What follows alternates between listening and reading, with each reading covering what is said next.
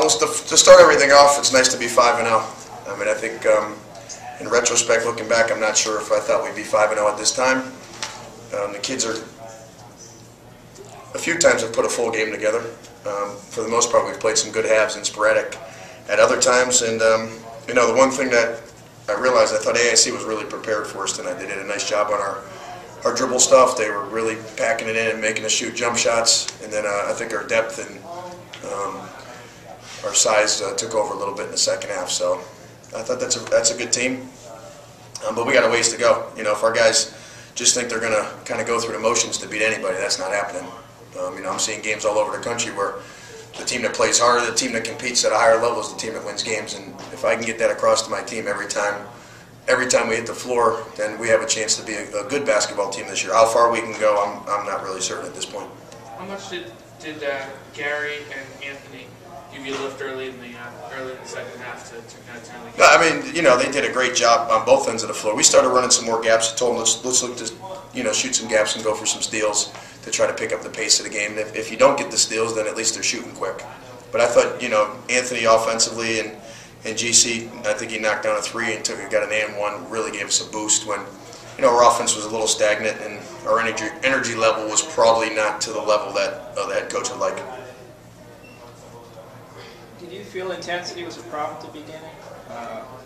We looked sluggish. You know, I'm not sure if. I think our guys wanted to play hard and they wanted to win. You know, you don't have it every day, but you want to bring it as best as you can every time out. And I thought we looked sluggish. I thought our intensity was a little bit low. And AIC was up for this game. This is a big game for them. I thought they did what they needed to do to stay in the game in the first half. In the second half, I think, like I said, our size and our numbers took over a little bit. And we really killed them on the boards, and they didn't shoot a very good percentage in the second half. What's the time frame on Darryl? Probably a couple weeks. He's tough, so whatever it is, we'll take 2 days off it. They said somewhere between 2 and 3 weeks, so I'm looking at about a week and a half to 2 weeks.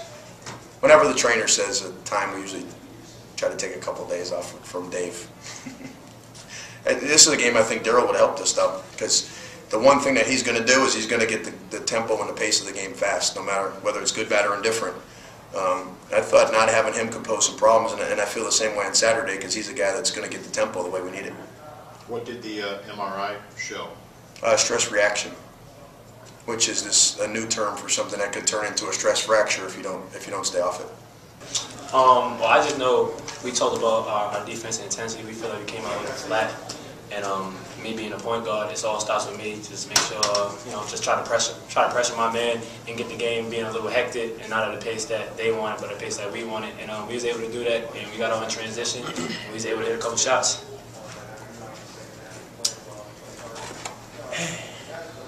Anthony, when guys were struggling, other people were struggling a little bit to score, do you feel like you had to make a few to stretch it a little bit? No, not really. You know, just continue to go with the course of the game, continue to play solid defense, and let everything else fall into place. And yeah, I missed the first part, so I apologize for you having to repeat. But you said a game or two ago, steady progress was important.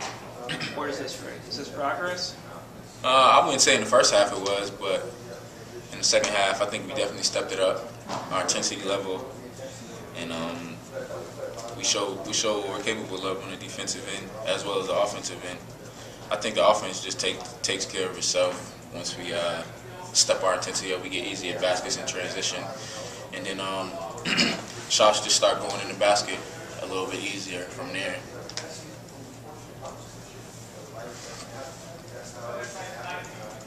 Is this a game that you and kind of nobody on campus, light crowd because of the holiday, Division II opponent, was this one a little bit hard to get up for?